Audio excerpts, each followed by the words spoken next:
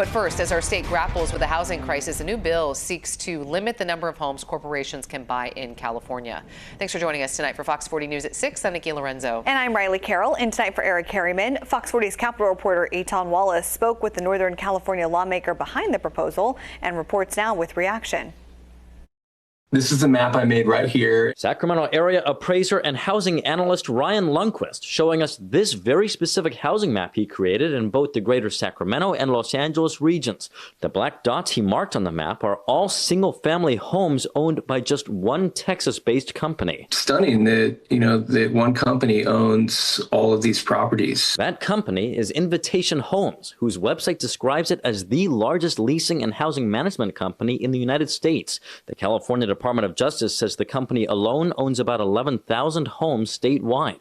In fact, a 2025 report from data tracking company Batch Data showed roughly 1 in every 5 homes in the Golden State is owned by investors or major companies, a statistic that is just under the national average, but a statistic San Jose Democratic Assembly member Alex Lee says he's concerned about. That's bad overall, and so it's just supply and demand. Lee argues when corporations like Invitation Homes buy up single-family properties and then rent them for a profit, that ultimately takes more houses off the buying market, hurting everyday Californians looking to buy in a state already struggling with a housing shortage. Imagine that when you finally have enough money for a down payment, just enough to go compete for a house, and you get outbid by a corporation that has way more capital and way more money than you. Corporations come in, outbid normal families, and tear away the American dream. Is only going to make things harder for people to buy a house and even rent. That's why he says he's authoring AB 1240. If passed and signed, it would cap the number of single-family homes corporations can buy in the Golden State at 1,000.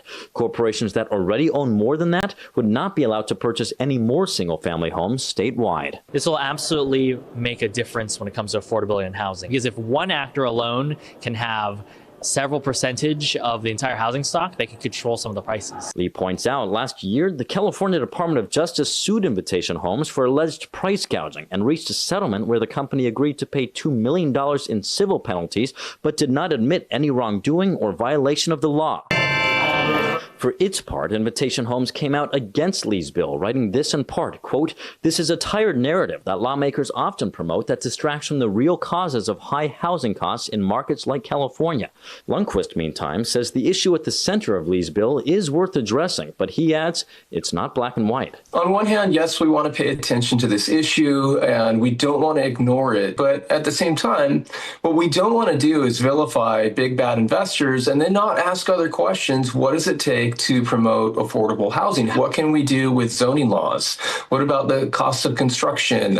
Is there any way to fast track permits to build more units? And so I think there's a lot to focus on, and we don't want to just get stuck on one of the issues here and while ignoring other things.